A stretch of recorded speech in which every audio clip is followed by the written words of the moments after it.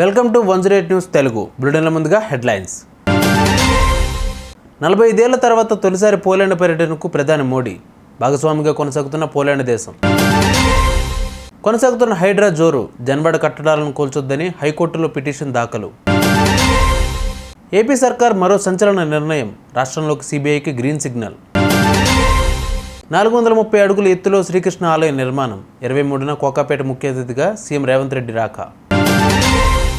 బంగ్లాదేశ్ హిందువులకు రక్షణ కల్పించాలి. గద్వాల పట్టణం బంద్. యూరోపియన్ దేశం పోలాండ్ పర్యటనకు భారత ప్రధానమంత్రి నరేంద్ర మోడీ బయలుదేరారు. భారత ప్రధాని పోలాండ్ పర్యటనకు వెళుతుండడం 45 ఏళ్ల తర్వాత ఇదే తొలిసారి. కాగా మధ్య యూరప్ దేశాల్లో పోలాండ్ దేశం భారత్కు ప్రధాన వాణిజ్య భాగస్వామిగా కొనసాగుతుంది. పోలాండ్కు చెందిన దాదాపు 30 కంపెనీలు భారత్లో వ్యాపార కార్యకలాపాలను కొనసాగిస్తున్నాయి. అటు పోలాండ్లో భారత్కు చెందిన 5,000 మంది స్టూడెంట్స్ చదువుతున్నారు.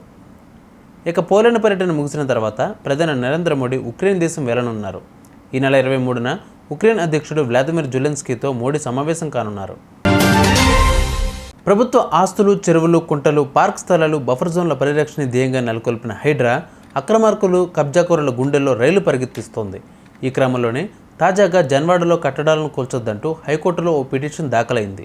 ప్రదీప్ కన్స్ట్రక్షన్స్ అధినేత ప్రదీప్ కూల్చివేతలపై వెంటనే స్టే ఇవ్వాలంటూ హైకోర్టును ఆశ్రయించారు.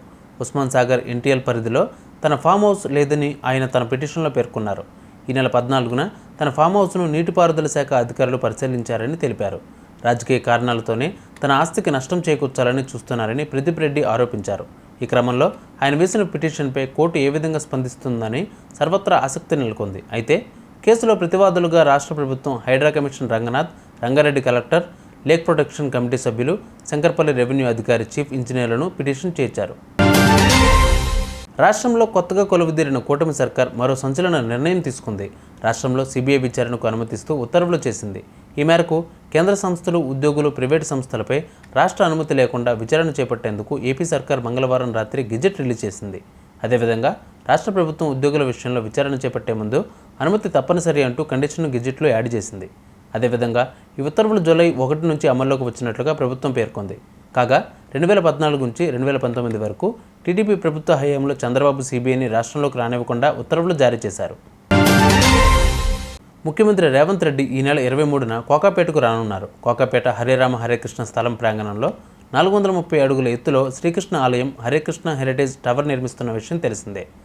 ఈ ఆలయ నిర్మాణంలో భాగంగా అనంతశ్రేష్ఠ స్థాపన పూజా కార్యక్రమానికి సీఎం ముఖ్య అతిథిగా పాల్గొంటున్నారు. ఈ సందర్భంగా ప్రత్యేక పూజలు, భజనలు తదితర కార్యక్రమాలు ఉంటాయని హరేరామ హరేకృష్ణ సంస్థ నిర్వాహకులు ఓ ప్రకటనలో తెలిపారు.